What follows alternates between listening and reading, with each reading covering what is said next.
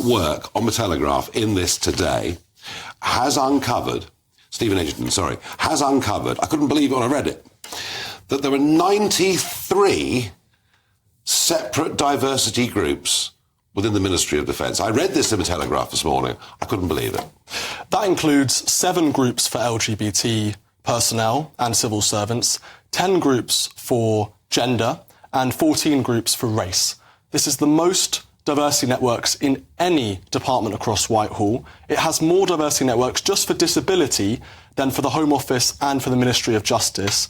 If this is not an example of the MOD becoming a woke bureaucracy, I don't know what is.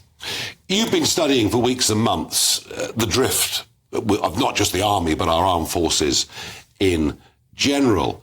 When you hear Grant Shapps today, I mean, perhaps he's had a sort of Damascene conversion. When you hear Grant Shapps today saying a woke and extremist culture has infiltrated the army, do you take him seriously? Frankly, Nigel, I do not. These policies have all been in place in the last 14 years. All of these policies that I've been studying over the last few weeks have all been in place since, 2022, June 2022. And who has been in charge of the armed forces since June 2022, since 2010, really? It's the Conservative Party, Conservative ministers. They have, in essence, enabled these policies. They have endorsed these policies. These aren't just hidden away somewhere. I was easily able to find them. Lots of sources sent them to me. This isn't some sort of surprise. And just to run you through it, remember, some of these policies are really serious. You talk about one, relaxing security checks for overseas recruits. Yeah. And what makes that even worse is that specifically to boost diversity and inclusion in the officer and intelligence corps. Those are positions with uncontrolled access to state assets. That's a direct quote from the MOD's Race Action Plan. They've also got other policies. They allow so-called non-binary personnel, men who want to pretend they're women, to wear makeup on parades. They allow them to grow their hair out longer like women can.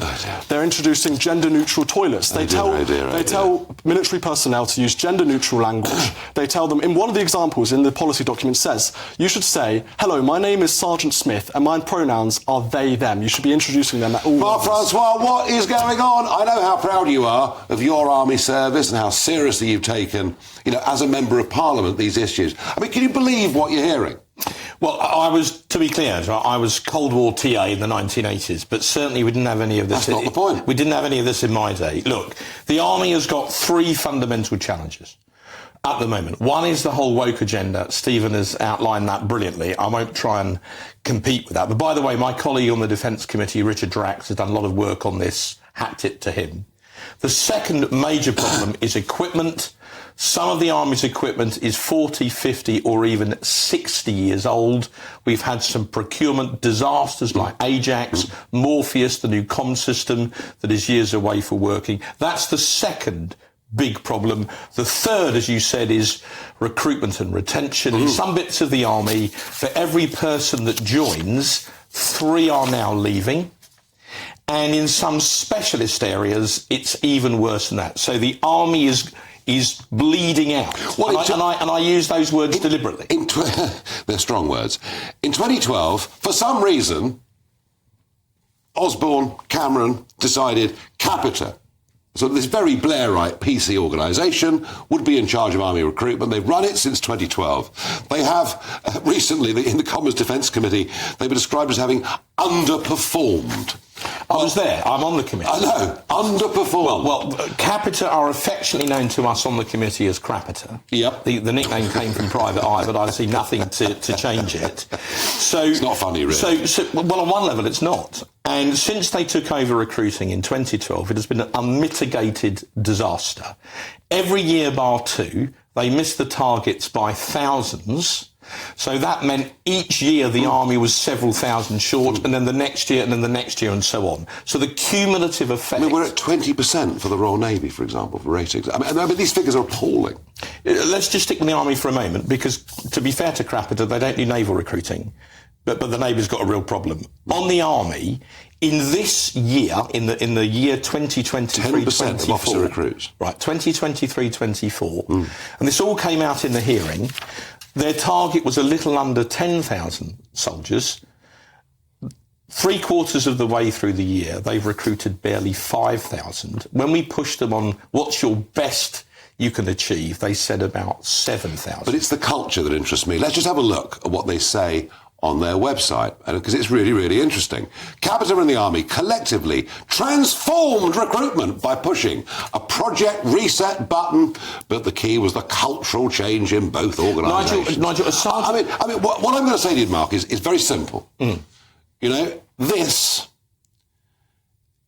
has been going wrong since 2012, as you quite rightly point out. Yes, and I've pointed out many times. Why is a Conservative government not doing something about it?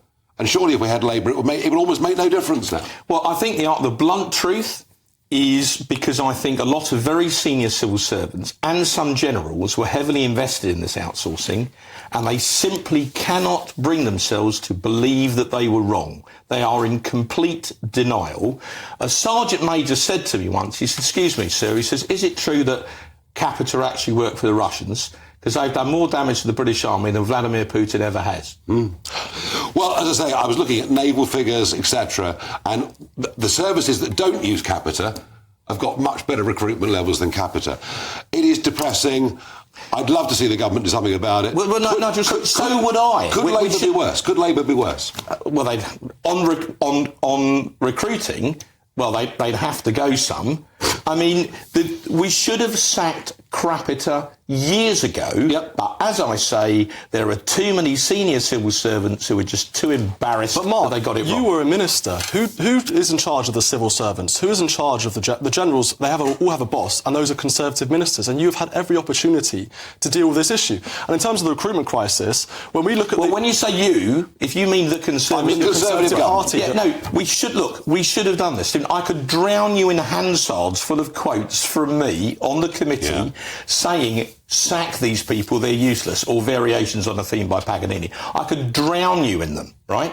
So, but you are right, ultimately the Conservatives have been in power. I'm not trying to pretend that we haven't been in government for 13 and a half years, but on this one point, many of us on the committee for a very long while have pleaded with ministers to get rid of Capita, and for the reasons I've given you, they haven't had the nerve to do it. No, well, I'm afraid I can't see anything happening because all we've got is a review from Grant Shapps. Gentlemen, thank you. Now, as Capita have taken quite a beating from Mark Francois, we have given them the right of reply. We are actively working in partnership with the Army to support the MOD's plans for recruitment. Applications to join the British Army remain strong, and interest in joining the Army is growing due to the ongoing campaigns, including the This Is Belonging campaign.